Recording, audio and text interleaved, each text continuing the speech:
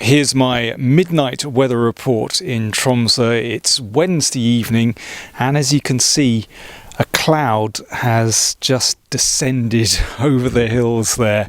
And yeah, it's been raining pretty hard. It's very wet, although it feels pretty calm now. But earlier in the day, it was 20 degrees Celsius. We had blue skies and beautiful sunny weather. And that's when I walked down to the tournament hall for the start of the round. And there was one game in particular that all the media were there to see. We have some really tasty matches coming up in round 5 of the Olympiad. 3 teams have 100%. Azerbaijan take on Serbia. Bulgaria, the other team with 100%, take on Russia. Now this one is very interesting. You'll see on the top board here we have Vladimir Kramnik, representing Russia of course, playing against Veselin Topalov.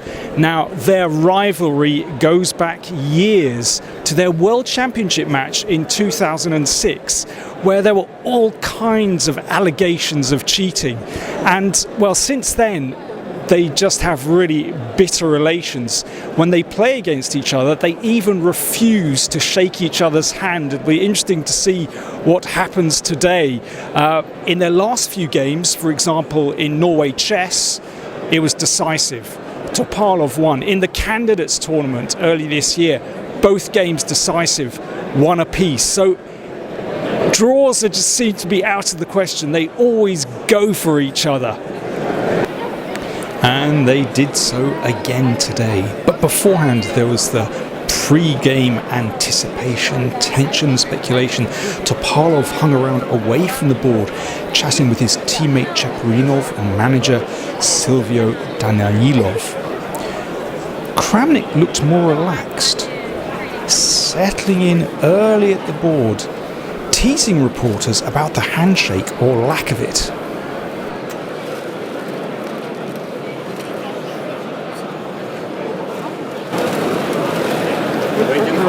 Waiting for the beginning of the game, yeah? The shake.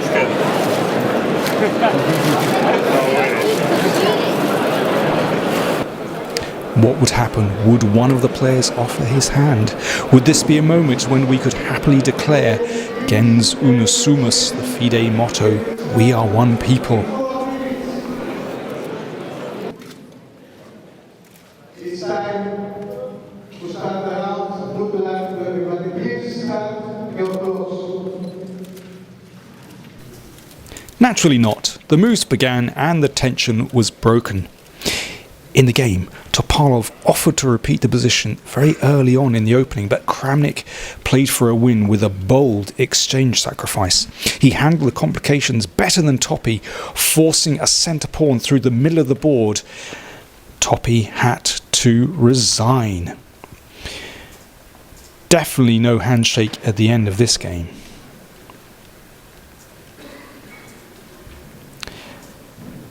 But in the match overall, Bulgaria hit back. Karyakin lost a poor game to Yotov, and the match finished 2-2.